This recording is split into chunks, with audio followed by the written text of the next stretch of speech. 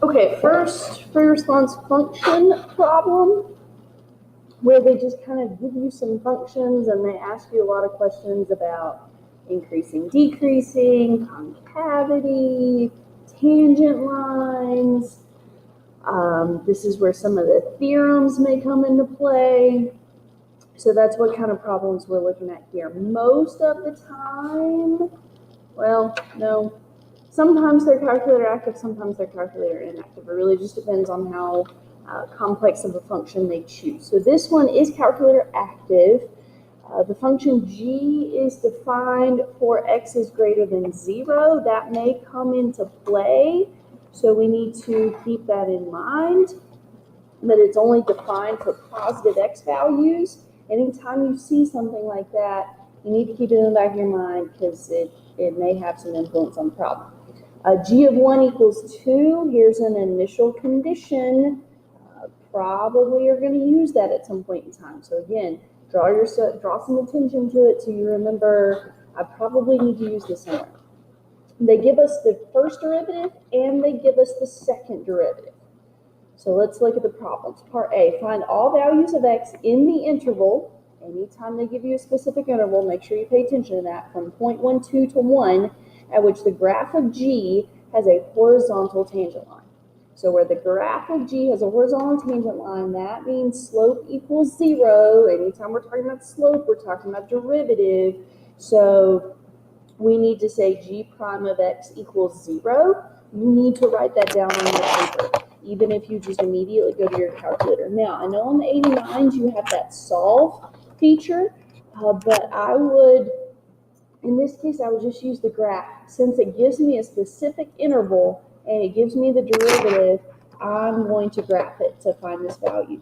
Now, you'll notice I just checked to make sure that I was in radian mode, okay, always in radian mode. I'm typing my derivative into y1. Before I hit graph, though, I'm going to graph this entire function. I'm only concerned between 0.12 and 1, so I'm going to change my window. I'm going to change it to 0.12 and 1. There's several reasons for doing that. A, it saves time, because you don't have to wait for the entire thing to graph. And B, you don't have to be distracted by any values that don't fall in that interval and incorrectly put them as an answer. So change that. I can change the y values, and actually I am, just so that I can give myself a little bit better picture. Really, I can make my y values even smaller because I'm really just concerned about where this function equals 0, so where it crosses the x-axis. But negative 5 to 5 is pretty good shot there. So I'm going to hit graph. And so see how quickly this graphed? But if I had graphed it from negative 10 to 10, that would have taken more time. So I see there are two values. So I need to second trace. So I'm looking for the zeros. Here's something you may not know. You can type in your left bound. You don't have to move your cursor over there. So I'm going to type in 0.12 because I don't know exactly where this falls, but I know 0.12 is where I started, so I know that's on the left, right? And then I'm going to move my cursor from there to the right, and I didn't have to go that far, but I just did. And press enter. So one of my values, I guess I should say when x equals 0.163, remember 3 digits always. Now notice just something to mention. Notice that y value is not exactly 0. It's negative 2e to the negative 13. The calculator uses a method of approximations to find these zeros, so sometimes it doesn't exactly put it at 0, but think about that. That capital E is scientific notation on these calculators, so that's negative 2 times 10 to the negative 13. This number has 12 zeros after the decimal before we even get to a digit. It's 0. And you can see it's on the x-axis. It's where we're supposed to be, but that may come into play somewhere else, so I wanted to mention it. All right, so I have to do it again because there's another one. So since I'm right here, I'm just going to move my cursor this time because I don't have a good idea of where this changes without moving my cursor. So we get the other value, and again, this one didn't give us exactly 0 either for the y value, but it doesn't matter. We're just focused on the x's. We can see we're clearly where we need to be. It's just the calculator uses approximations. So we get 1 point for setting g prime of x equal to 0, and we get 1 point for our answer with those two x values. So 2 points right there, super simple. All you really needed to know was horizontal tangent line means derivative equals 0, graph it and find the zeros between that interval. Again, make sure it's just between 0.12 and 1. Okay, part B. On what subintervals, we're talking about that again, 0.12 to 1, if any, is the graph of G concave down? So I would start by either writing this or talking through and it's good to write it because it says justify your answer. So let's go ahead and write this down. Let's say G is concave down when, now since we have the derivative and the second derivative here, we can use either justification. Now personally, I would rather go straight to the second derivative, and that's probably what you're thinking. When g double prime of x, if it's concave down, that means it's negative, so when it's less than 0, or you could write g double prime of x as negative.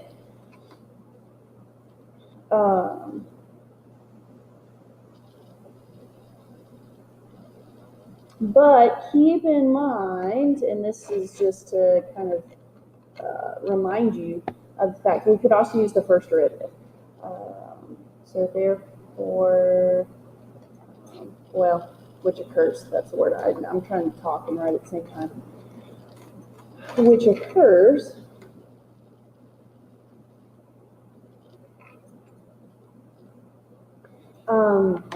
back to the first derivative thing that I was talking about. We could use that the g is concave down when the first derivative is decreasing. So that would give us this interval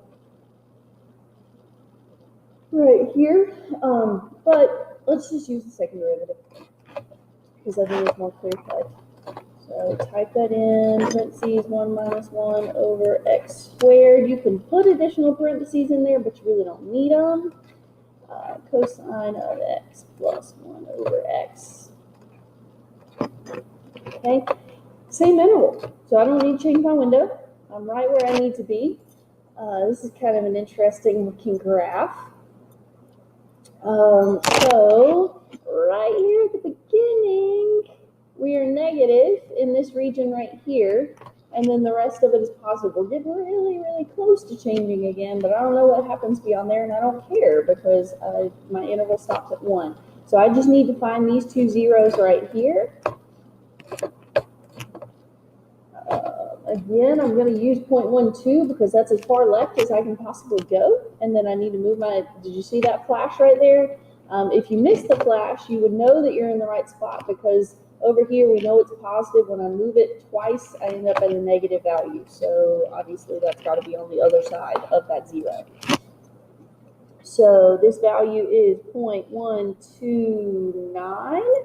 So here's a good point as to why we should use the second derivative and maybe not the first derivative, because if we were using the first derivative, it might be a little deceiving to use 0.12 instead of 0.129. And yes, they're very particular about that being an exact value. They need that 0.9 or they're not going to count it right.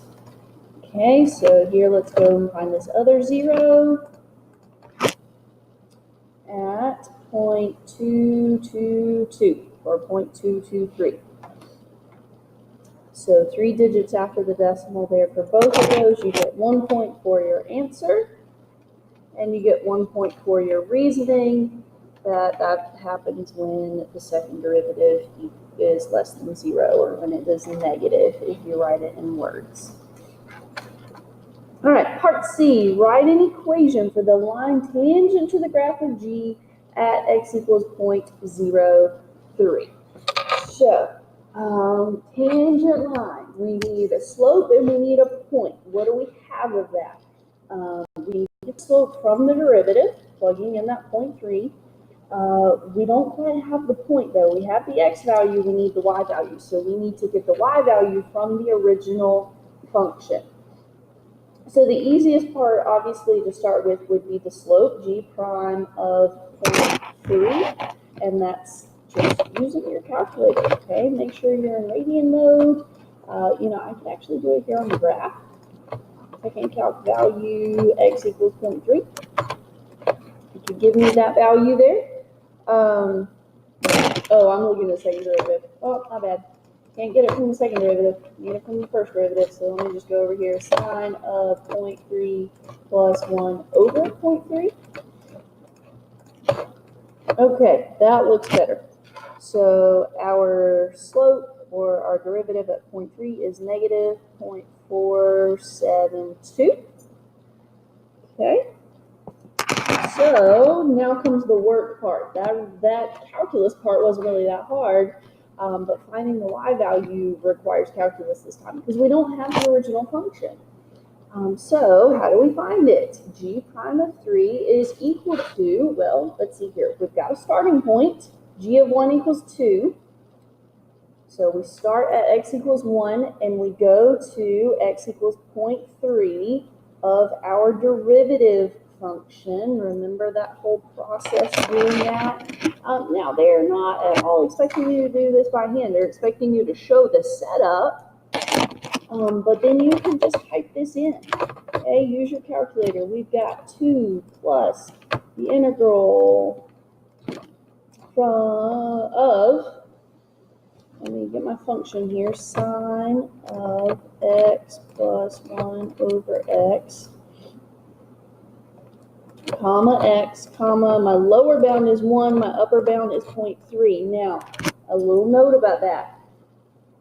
We're used to the bounds being least to greatest, but take notice, the reason why we start with 1 on the lower bound is because that was our quote-unquote starting point. Our initial value was x equals 1, y equals 2, so when you set up that integral, your lower bound has to be the x value of the initial condition.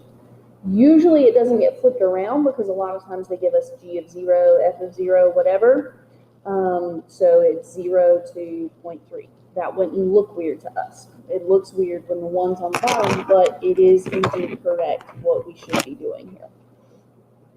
So we get 1.546. So let's write the equation of our line. Y minus the y value is equal to our slope times x minus the x value. You can leave it like that. On the rubric, they move that y value over, but you don't have to do that. That's just optional. Again, you keep writing, they keep grading, so don't risk it. Okay, don't risk it. Just roll with it, leave it like that. That is acceptable. Something else I was going to say about that. Oh, be careful with the details, guys. I've noticed on some of your work, you've gotten a little sloppy with decimals or numbers changing or signs disappearing. Don't rush through these, okay? Do not rush through. You don't want to lose a point just because you weren't as meticulous as you should have been on this problem. Now, this part was a biggie. You got 1 point for g prime of 3.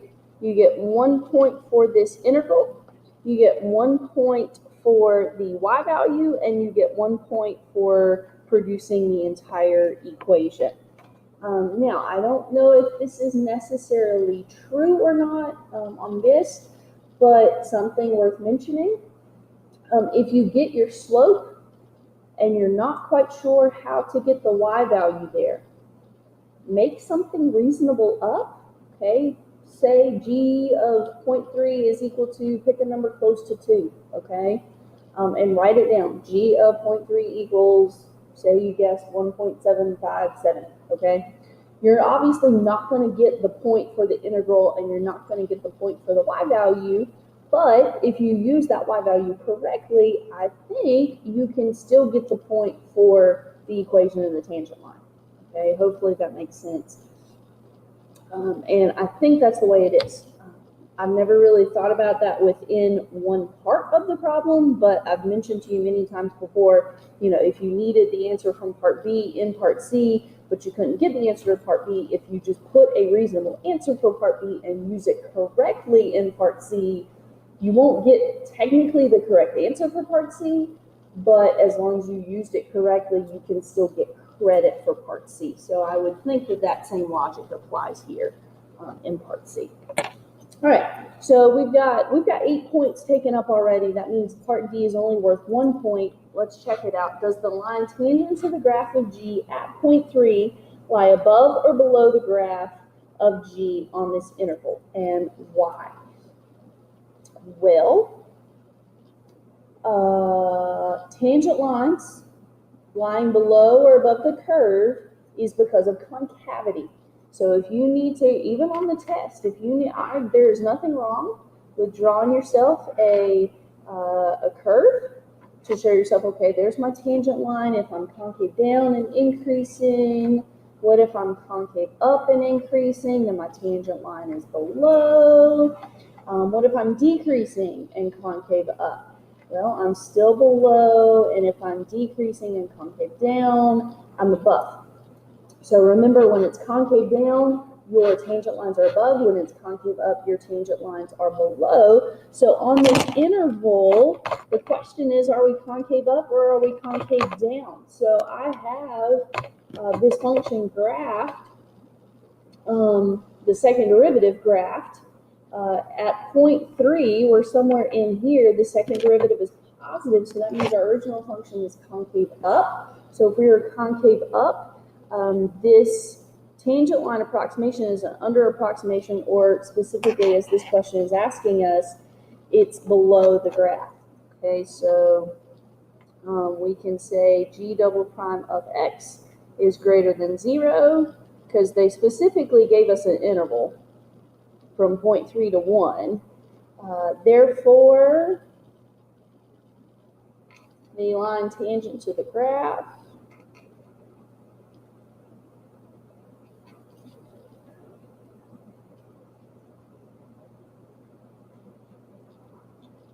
of G at, and this is being very specific when it writes it, I don't know that you need all this detail, but it never hurts, lies below the graph of G